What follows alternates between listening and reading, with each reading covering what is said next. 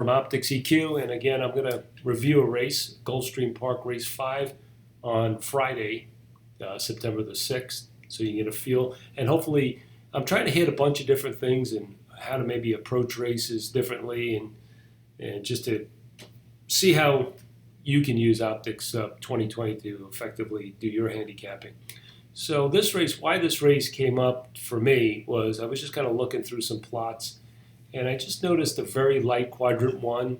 Anytime horses who are forwardly placed have kind of a clear advantage, it's a good thing. And if you look at this race, the 5 and the 6, if you look at the standard plot, look to have an edge, even though they're bigger squares in 1 and 3. You can see the contention is a snowflake, right? Because there's just not too many horses in quadrant 1. It's a small field, so you never know how these races tactically are going to fall out.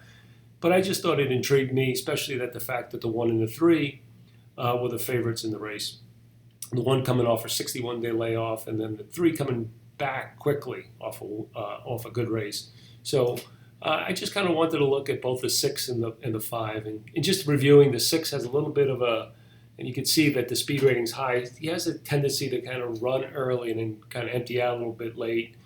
When you go to his past performances, you'll see a lot of no finishes, and typically he needs, perfect on the lead trip to win. He may get it here, okay? But the 5 intrigued me more. If you look at his plot on the left-hand side, it just looks perfect. Potentially you can get the early jump on the other 2 closers in the race. On the surface and distance, a little different, but I'll show you his form is kind of evolving. So let's go to Forevermore. I'm going to go right into the grid. I have them up actually, and I've got it filtered just on Forevermore. Before his best yet. It was an optional claimer, so he's going to be moving up in class versus that, versus that race.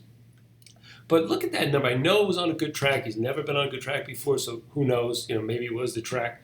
But if you look at his other dirt races, today's a turf race. You look at his other dirt races, 73, 69, 77, 47, earlier in his career. So you got to do some projection, but nothing near the 94 that he got last time.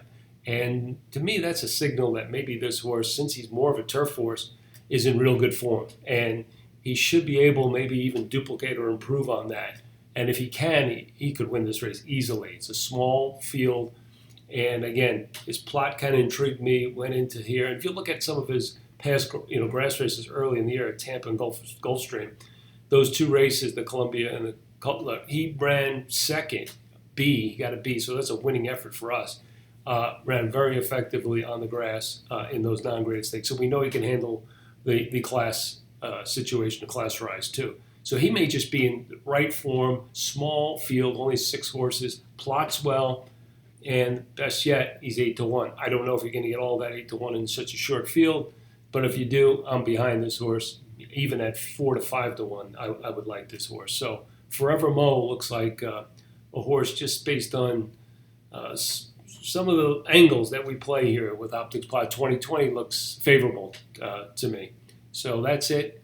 Again, if you want to look at more videos, just go to our site. I'll just keep adding videos, giving you different ways to approach races, and hopefully this has been helpful for you to learn OptixPLOT 2020.